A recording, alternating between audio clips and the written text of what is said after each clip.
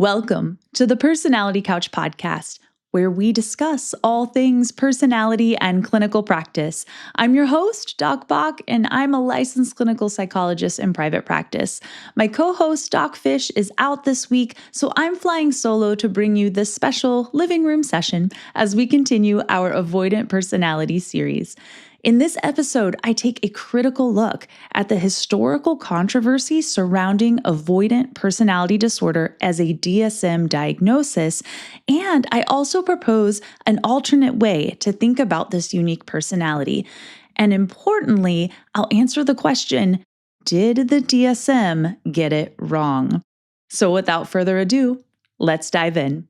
Avoidant personality disorder was introduced fairly late in the game. So if we look at the other personality disorders, we can actually trace them back not only to the DSM-1 and 2, but sometimes even earlier, like prior to 1900s, or even as far back as ancient Greece or ancient Egypt, like with histrionic personality specifically. But then there's avoidant personality. So avoidant wasn't considered to be a separate personality at first, since its traits were conceptually part of schizoid personality. However, Dr. Theodore Millon separated the two in 1969.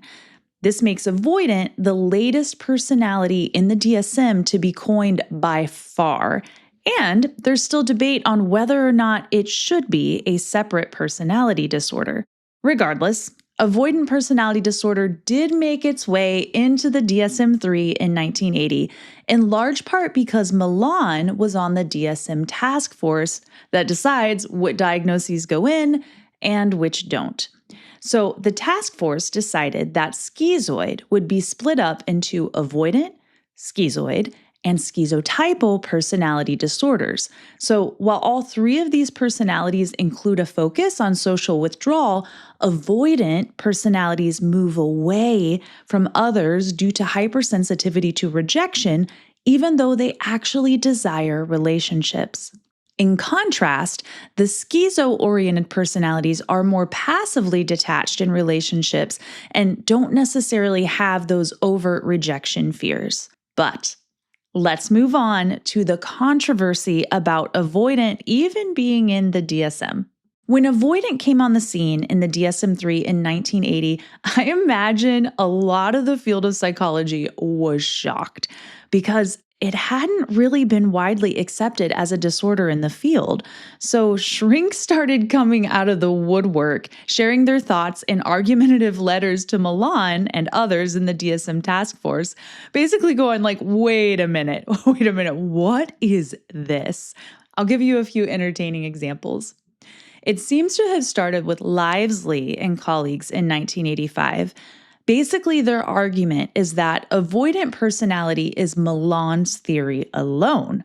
Millon seemed to come up with this conclusion in isolation. And in the DSM-3, avoidant personality was deficits-based. So having a deficits-based model for personalities is a problem because how do you describe a personality by what it lacks instead of what it is? And then they pulled Gunderson into it, who also was a major personality theorist at the time, who basically said, we have no real research to back this up, and the field has not widely accepted it as a personality disorder. This is your harebrained theory, Millon. And then, of course, there's snarky remarks from Millon in these letters back and forth, and he basically said, in different words, y'all weren't on the task force, so you're not privy to my special secret research knowledge, which honestly, this doesn't make any sense, right? Because you don't keep research under a bushel. Like that's ridiculous. And I think that's their point in these arguments. They're going like, how did this happen and where did this research come from? Okay, but let's talk about Akhtar real quick because he was another really prominent personality figure, and you actually might recognize him for his work on narcissism. So Akhtar called out the fact that we have essentially ignored psychoanalytic theory, and he proposed that avoidant personality is a phobic character. So what is a phobic character? Real quick, an anxious, avoidant, or phobic personality is an anxiety-ridden and timid person who needs to feel safe, but instead believes they are in constant danger and must avoid it, which sounds a little like an avoidant, right? The avoidant that we know today. So Akhtar was unique because he actually agreed that there was something there with avoidant personality, but he thought that it was just in the wrong category. And interestingly, it seems like our listeners and viewers have different opinions too. So we put out a poll on YouTube, and it seems there's a mix of views as well. So some said, yep, it's a personality disorder. Others are like, no way, not a chance. And then others are kind of skeptical, but can't really say. So our opinions are mixed. So just like the early researchers. But let's move on to the context of when avoidant was coined. This historical context to me is the most fascinating. So let's remember that Millon officially coined avoidant personality in the 1960s. Way late, right? So the 1960s is a really, really interesting snapshot in history. And I'm wondering if avoidant personality was pushed into the DSM-3 as a potential diagnosis because of the zeitgeist of the time. So let's start globally. Let's take a peek at this. World War II had just ended in 1945, which meant we were in survival mode for a long time, right? And then also the world order is changing. There's heightened polarization across the globe. The Vietnam War is happening. The Cold War is also looming large with the threat of being nuked kind of hanging in the air.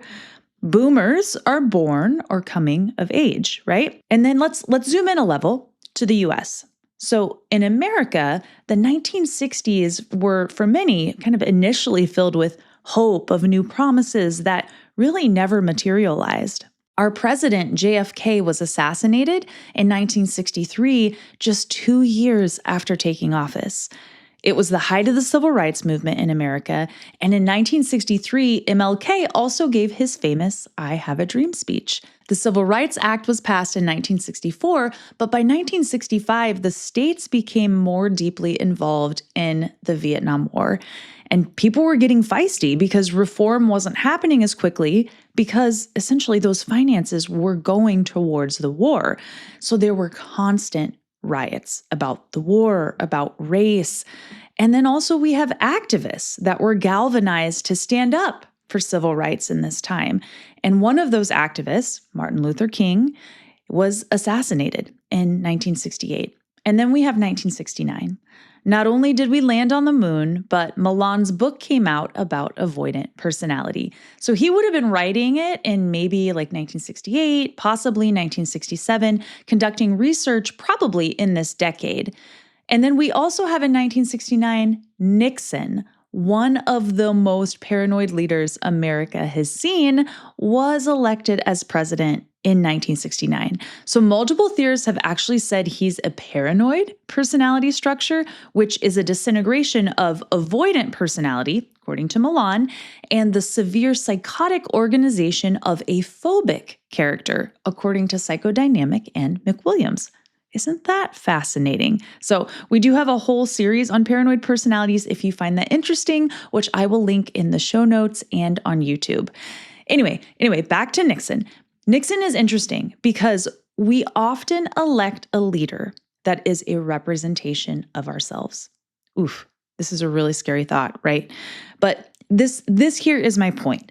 So it's as if Millon in 1960 whatever looked outside his window and was like, oh, look, like these types are everywhere. It's raining anxious people. So conveniently, the people he needed to justify his lone wolf research were right outside. And I'm curious, if you're a boomer, do you identify with being a little more anxious, hypersensitive about rejection? And do you have some of these avoidant traits? Let us know in the comments if so. Okay, so here's my thoughts. I've actually read Millon's research arguments, and on one hand, he does make a fair point. He was able to trace avoidant personality to other names in history like the passive autist, So not autistic, but kind of. So autist, passive autist, does that make sense? So that was coined by Kahn in 1931, or the wistful outsiders described by Menninger in 1930. So these types were very fearful and anxious.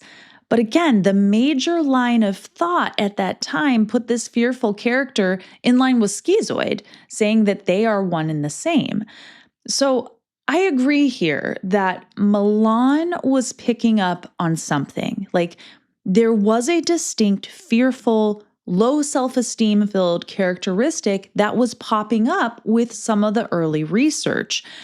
And I do agree that this fearful character is different from schizoid and shouldn't be lumped together with it. The issue that I have is that Millon seemed to single-handedly take different theories and then say, let's make a personality category out of this without sufficient research. Now, remember, the DSM is not the only way that we categorize personality. There are really many, many other theories and typologies. So the DSM just captures disorder level. To my point, I think Millon was picking up on something unique.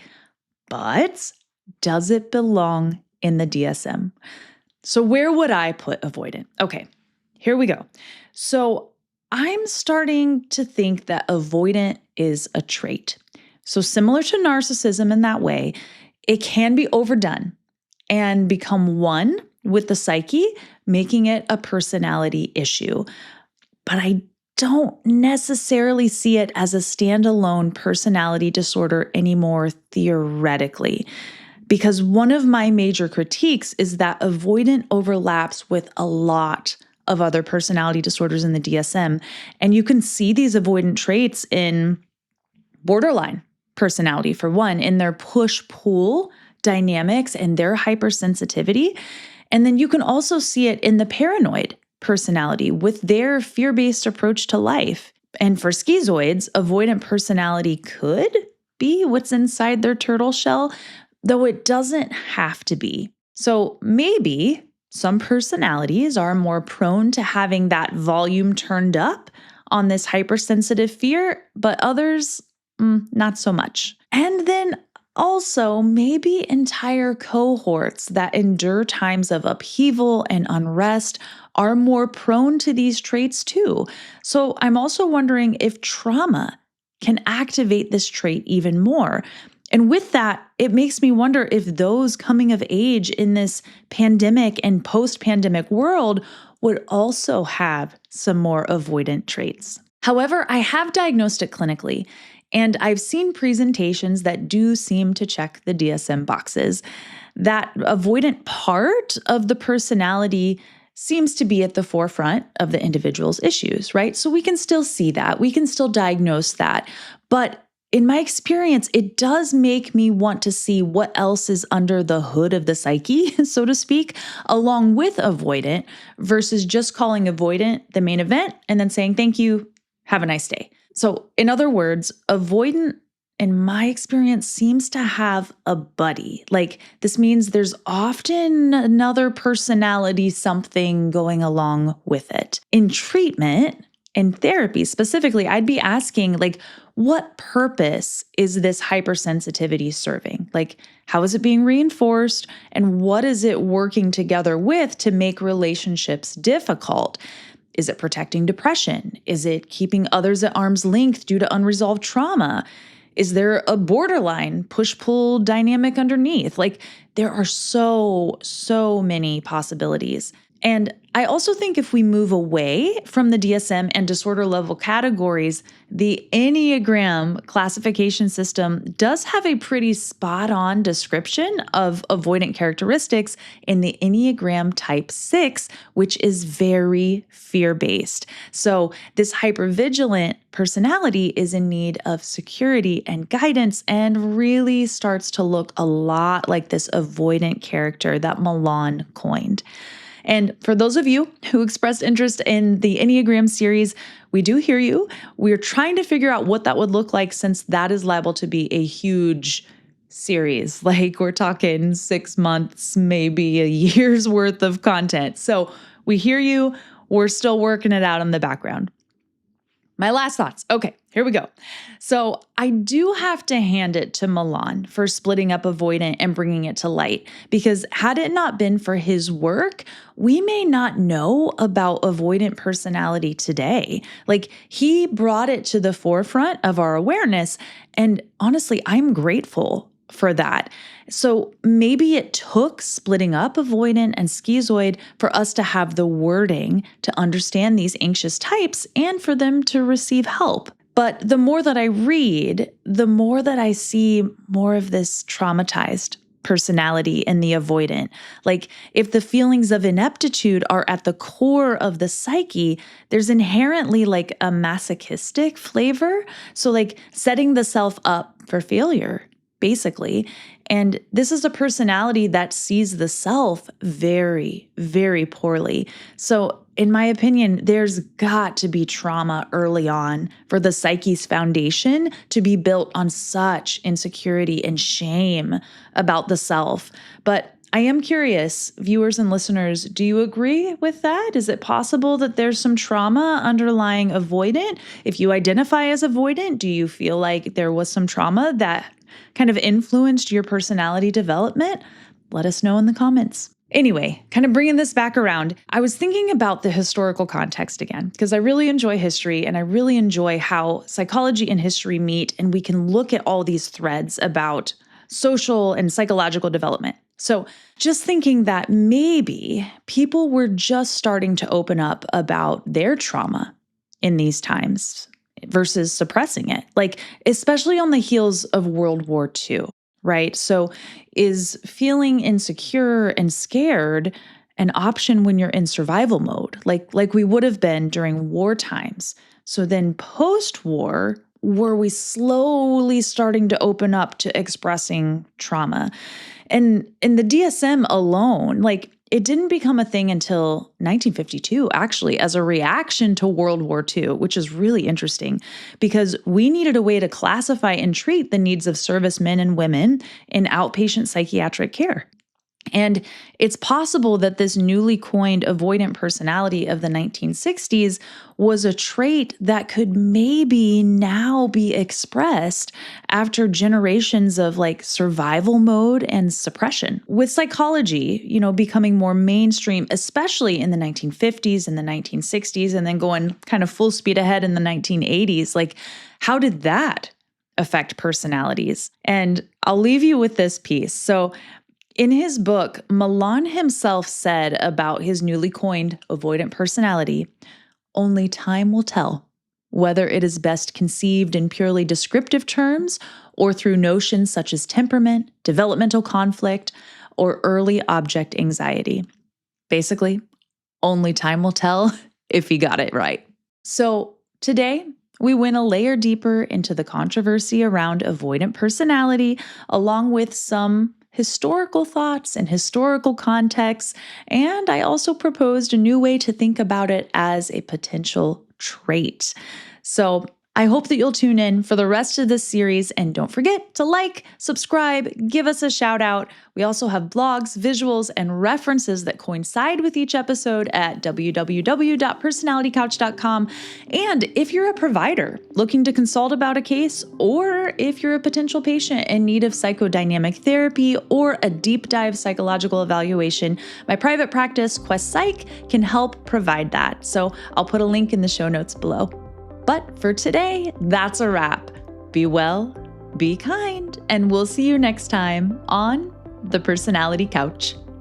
This podcast is for informational purposes only and does not constitute a professional relationship. If you're in need of professional help, please seek out appropriate resources in your area. Information about clinical trends or diagnoses are discussed in broad and universal terms and do not refer to any specific person or case.